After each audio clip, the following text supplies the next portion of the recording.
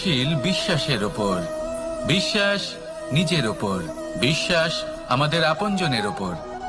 কিন্তু যখন এই বিশ্বাস ভেঙে যায় তখন মানুষের মনও ভেঙে যায়, আর তারপর সে অন্য কিছু করতেই পারে না। তখন কি করা যেতে পারে? তিনটে কাজ আছে যা আপনি করতে পারেন। প্রথম, ভালোবাসা। যাকে আপনি ভালোবাসেন, যারা আপনাকে ভালোবাসে, ভুল যারই হোক না কেন, তার কাছে ক্ষমা চাইতে কখনোই সংকোচ বোধ করবেন না। দ্বিতীয় হলো বিশ্বাস। যারা আপনাকে ভালোবাসেন, আপনাকে বিশ্বাস করেন, তাদের বিশ্বাস কখনো ভাঙবেন না। তৃতীয় হলো আশা। যারা আপনাকে ভালোবাসেন, আপনাকে বিশ্বাস করেন, তাদের আশা আপনার সাথে জড়িত। তাদের থেকে কখনো কিচ্ছু লুকোবেন না। এই তিনটে কাজ করুন আর এই জীবন সুপ্রসন্ন হয়ে বলবে, রাধা রাধা। কোনো আপনি এটা ভেবে দেখেছেন যে এই বর্ষা, যা আমাদের মনকে উচ্ছ্বাসে ভরিয়ে তোলে, সে নিজে কতটা পরিশ্রম করার পরে আমাদের কাছে আসে? নদী হোক, সরোবর হোক, সমুদ্র হোক, তাকে সূর্যের তাপ সহ্য করতেই হয়। বাষ্প হয়ে আকাশে উড়ে যেতেই হয়। আকাশে গিয়ে কঠোর শীতলতার সম্মুখীন হতেই হয়। সেই ঠান্ডা সহ্য করতেই হয়। আর তারপর এই বর্ষা আমাদের গায়ে ঝরে পড়ে, কারোর তৃষ্ণা নিবারণ করে, আবার কাউকে আশ্বাস দিয়ে যায়। সেইভাবে জীবনে যদি আমাদের কোনো বড় কাজ করতে হয়, তাহলে আমাদের কঠোর এবং নিরন্তর পরিশ্রম করতেই হবে। আর যে ব্যক্তি এই পরিশ্রম করার পরেও, কোনো একটি নির্দিষ্ট স্থানে পৌঁছে যাবার পরেও বিনম্র থাকেন, সেই ব্যক্তি অমরত্ব লাভ করেন। তিনি হলেন সেই ব্যক্তি যাকে সমগ্র সংসার ভালোবাসেন। তাহলে সবসময় মনের মধ্যে বিনম্র ভাব বজায় রাখুন আর আমার সাথে ভালোবেসে বলুন, রাধা রাধা। কোনো এক বস্ত্রে যদি ছোট্ট একটা ছিদ্র উৎপন্ন হয়, আর যদি আমরা তার দিকে নজর না দিই, তাহলে সময়ের সাথে সমগ্র বস্ত্র ছিঁড়ে যায় আর কোনো কাজে আসে না। যদি কোনো একটা নৌকাতে ছোট্ট একটা ছিদ্র উৎপন্ন হয়, তাহলে সময়ের সাথে পুরো নৌকাই জলে ডুবে যায়। লক্ষ্যের দিকে অগ্রসর হওয়ার সময় একটা ছোট্ট ভুল আপনি যদি করে ফেলেন, তাহলে আপনাকে তা লক্ষ্যের থেকে দূরে করে দিতে পারে। এমনটা এই সম্পর্কের সাথেও হয়ে থাকে। কোনো একটা ছোট্ট কথা, একটা ছোট্ট মনোমালিন্য যদি সম্পর্কে আসে এবং সেটা না মেটানো হয়, তাহলে সেই সমগ্র সম্পর্কটা, অনেক বড় বড় সম্পর্ক ভেঙে যেতে পারে। যদি আপনার সম্পর্কে ছোট্ট একটা ছিদ্র উৎপন্ন হয়, তাহলে প্রেমের সূচ আর স্নেহের সুতো দ্বারা সেলাই করে ফেলুন, যাতে আপনার এই সম্পর্ক অটুট থাকে এবং প্রেম দ্বারা পরিপূর্ণ থাকে। আসুন আমার সাথে ভালোবেসে বলুন, রাধা রাধা। যখন সূর্যের অত্যাধিক তাপের কারণে এই ধরিত্রী শুষ্ক হয়ে যায়, তখন প্রতিবিম্ব আমরা এইভাবে দেখতে পাই। আমরা কোথাও দূরে তাকালে আমাদের মনে হয় সেখানে জল রয়েছে। আমরা যখনই কাছে গিয়ে দেখি, তখন দেখি যে সেখানে জলই নেই।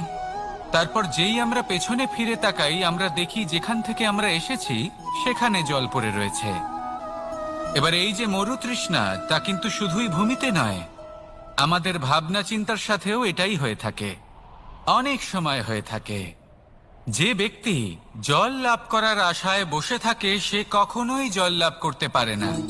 কিন্তু যে ব্যক্তি জল লাভ করার আশায় নিরন্তর পরিশ্রম করতে থাকে, ঘাম ঝরায়, সেই ব্যক্তি কোনো মরুভূমিতেও জল লাভ অবশ্যই করে। জীবনে যদি আমরা বড় কিছু লাভ করতে চাই, তাহলে নিরন্তর পরিশ্রম করতেই হবে। পরিশ্রমের এই মনোভাব অত্যন্ত গুরুত্বপূর্ণ। এই মনোভাব আর দৃষ্টিভঙ্গি, এ হলো অন্তরের গুণ। রূপ এবং প্রসাধন, এগুলি হলো বাহ্যিক আবরণ। যে ব্যক্তি রূপের কারণে আপনাকে ভালোবাসে, তা প্রকৃত ভালোবাসা নয়। কিন্তু যে ব্যক্তি আপনার আবেগ এবং মানসিকতার জন্য আপনাকে ভালোবাসে, তাই হলো প্রকৃত ভালোবাসা। তাহলে এই কথাটা মনে রাখুন আর আমার সাথে ভালোবেসে বলুন, রাধা রাধা। সিংহকে বনের রাজা বলা হয়। অত্যন্ত শক্তিশালী হয় সে। তার পরিবারও খুব বড় হয়।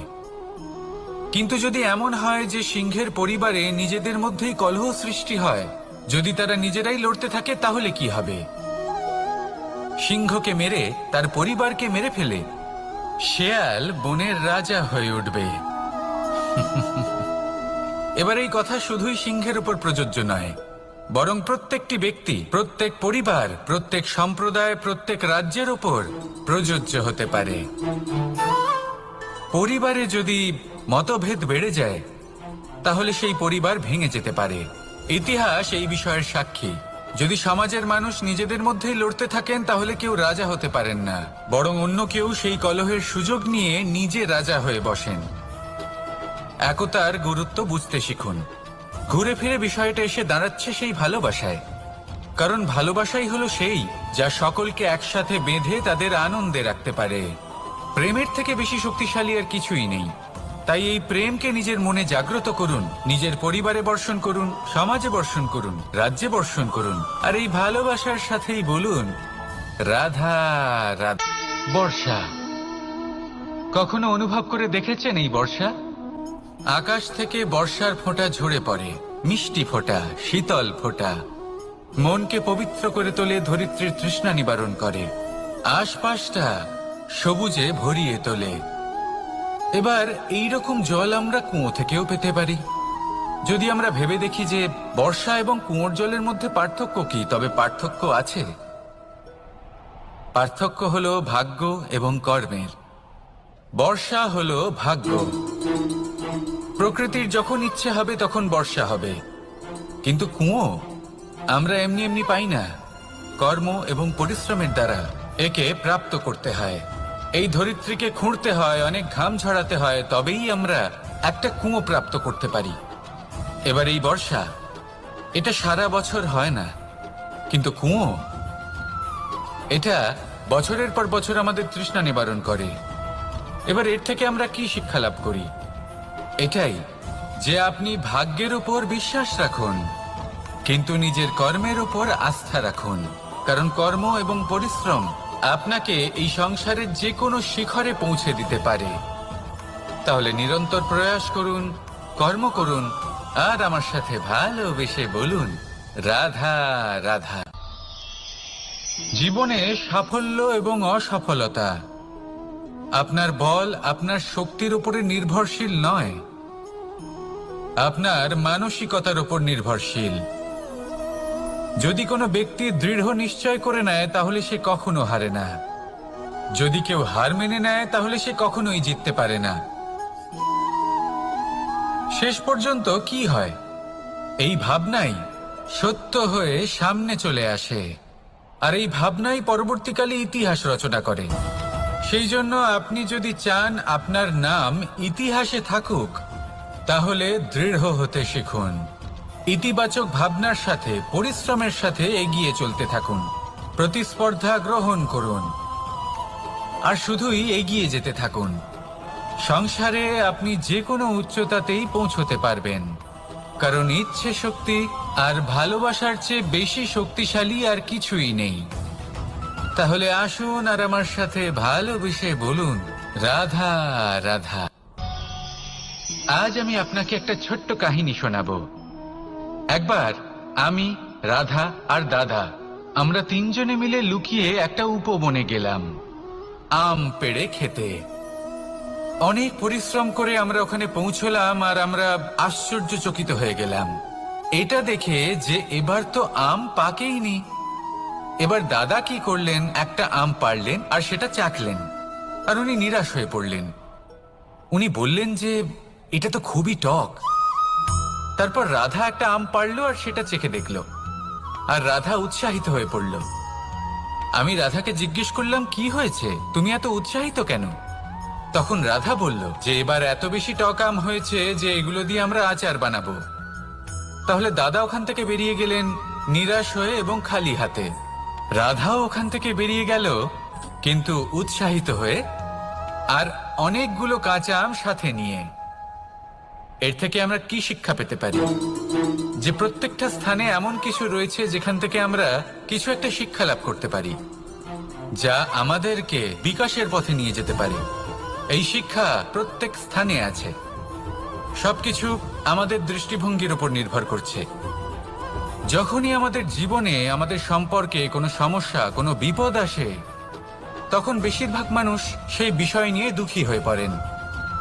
আর কিছু মানুষ এমনও থাকেন যারা শেষ পর্যন্ত তার সমাধান করেন, বিপদকে পরাজিত করেন, সম্পর্কগুলিকে আবার জুড়ে দেন। যদি আপনি সুখের খোঁজ করেন তাহলে আপনি সুখ অবশ্যই পাবেন, প্রসন্নতা অবশ্যই পাবেন। যদি আপনি দুঃখ খোঁজেন তাহলে দুঃখ অবশ্যই পাবেন। এবার আপনি কি খুঁজতে চান সেই চয়ন আপনারই। আসুন আর আমার সাথে ভালোবেসে বলুন, রাধা রাধা। ইচ্ছে বড়ই বিচিত্র জিনিস। এই ইচ্ছে যদি তা পূর্ণ না হয় তাহলে তা ক্রোধকে জন্ম দেয়, যদি তা পূর্ণ হয় তাহলে লোভকে জন্ম দেয়, যদি সময়ের মধ্যে পূর্ণ না হয় তাহলে শোককে জন্ম দেয়, আর যদি সময়ের পূর্বেই পূর্ণ হয়ে যায় তাহলে অহংকারকে জন্ম দেয়। সকলের ইচ্ছে থাকে, আপনারও অবশ্যই থাকবে, তা অবশ্যই পূরণ করবেন। কিন্তু একটা কথা মনে রাখবেন, আপনার এই জীবন, এটা কোনোভাবেই আপনার ইচ্ছে পূরণ করার মাধ্যম নয়। এ হলো ধৈর্য সাধনের এক মাধ্যম, নিয়ন্ত্রণ করার এক মাধ্যম। নিয়ন্ত্রণ নিজের কামনার ওপর, নিজের ইচ্ছের ওপর, নিজের আবেগের ওপর। কারণ ইচ্ছে এটা হলো সেই অশ্বের মতো যা একবার লাগাম ছাড়া হয়ে গেলে, আপনার হাত থেকে যদি এই লাগাম বেরিয়ে যায় তাহলে তা আপনাকে সোজা বিনাশের পথে নিয়ে যেতে পারে। কিন্তু যদি আপনি একে নিয়ন্ত্রণ করতে পারেন তাহলে এটা আপনাকে সাফল্যের শিখরে অবশ্যই পৌঁছে দিতে পারে। তাহলে ইচ্ছেগুলিকে নিয়ন্ত্রণ করুন আর আমার সাথে ভালোবেসে বলুন, রাধা রাধা। আমরা আনন্দ লাভের জন্য ভালোবাসি মা বাবাকে, ভাই বোনকে, পরিবার পরিজনকে, বন্ধুকে, প্রেমিকাকে। আমরা চাই যে সকলে যেন আপন হয়ে থাকেন, আমাদের কাছে থাকেন। কিন্তু মানুষের একটা প্রবৃত্তি আছে যে তিনি যা লাভ করে ফেলেন তার মূল্য তিনি বুঝতেই পারেন না। যদি আপনার বাড়ির কাছে একটা মিষ্টি জলের সরোবর থাকে বা সুন্দর নদী থাকে, তাহলে জলের গুরুত্বটা কি আপনি তা বুঝতেই পারবেন না। সেইখানে আপনি যদি কোনো একটা মরুভূমিতে যান, আপনি অনুভব করতে পারবেন যে এক একটা ফোঁটা জলের কি গুরুত্ব, তার মূল্য কি। সুখের মুহূর্তে যদি আপনজনদের মনে রাখেন তবে দুঃখের মুহূর্ত নিজে থেকেই দূরে সরে যাবে। ভালোবাসা এবং তার সাথে স্মরণ করা, এটাই তো হলো জীবনের এবং ভালোবাসার আসল মূল্য। আসুন আর আমার সাথে ভালোবেসে বলুন, রাধা রাধা। একটা জলের ফোঁটাকে ফোঁটা নামে সম্বোধন করা হয়। অনেক ফোঁটা একত্রিত হলে সাগরের রূপ ধারণ করে। শুধু একটা পাতাকে পাতা বলা হয়, অন্য অনেক পাতার সাথে একত্রিত হলে তা গ্রন্থের রূপ ধারণ করে। একটা মাত্র সুতো অন্য সুতোর সাথে মিলিত হলে বস্ত্রের রূপ ধারণ করে। অনেক সংখ্যক ইট একত্রিত হলে মহলের রূপ ধারণ করে। সৈন্যরা একত্রিত হলে সৈন্যদল তৈরি হতে পারে। এটা হলো শক্তি সংগঠনের, এটাই হলো শক্তি একতার। তা সে বনস্পতি হোক বা কোনো ব্যক্তিই হোক, কোনো মনোভাবই হোক, যদি একা থাকে তাহলে দুর্বল হয়ে পড়বে। যদি সংগঠিত থাকে তাহলে শক্তিও বাড়বে আর আপনাকে সামনে এগিয়েও নিয়ে যাবে। তাই এই একতায় বিশ্বাস রাখুন আর আমার সাথে ভালোবেসে বলুন, রাধা রাধা। দীপাবলি আমাদের সবথেকে বড় উৎসব। শ্রীরাম রাবণকে পরাস্ত করে 14 বছরের বনবাস কাটিয়ে আবার অযোধ্যায় ফিরে এলেন অমাবস্যার রাত্রে। অযোধ্যায় সবাই খুব প্রসন্ন ছিলেন, খুবই উৎসাহিত ছিলেন। অযোধ্যায় সহস্র প্রদীপ প্রজ্বলিত করা হয়েছিল এই উৎসবে। একে আমরা দীপাবলি বলে থাকি। এবার এই বিষয়ে আমরা সকলে জানি। আপনি কি এটা জানেন যে শ্রীরাম বাস্তবে অমাবস্যার এক রাত আগেই অযোধ্যায় পৌঁছে গেছিলেন? সবার সামনে অমাবস্যার রাতে এসেছিলেন। এর কারণ কি? শ্রীরাম প্রমাণ করতে চেয়েছিলেন যে যে কোনো সময়, দিন হোক বা রাত, শুভ বা অশুভ হয় না। শুভ অশুভ কিছু থাকলে তা হলো মানুষের চিন্তা, তার ভাবনা, তার নির্বাচন আর তার কর্ম। নিজেই দেখে নিন, শ্রীরাম শুভ কাজ করে ফিরেছিলেন এবং অমাবস্যার মতো গভীর এক রাত্রিকেও দীপাবলিতে পরিবর্তিত করেছিলেন। এমনটাই যদি আমরা করতে পারি, তাহলে এমন কোন গৃহে যান যেখানে অসহায় ব্যক্তি রয়েছেন, যা অন্ধকারাচ্ছন্ন, আর সেখানে প্রকাশ প্রজ্বলিত করুন। প্রকাশ সহায়তার, প্রেরণার, আশার। যদি এমন কিছু আমরা করতে পারি, তাহলে তাকে প্রকৃত অর্থে দীপাবলি বলা যেতে পারে। তাহলে নিজের পরিবারের সাথে দীপাবলি পালন করুন। আপনাদের শুভেচ্ছা জানাই।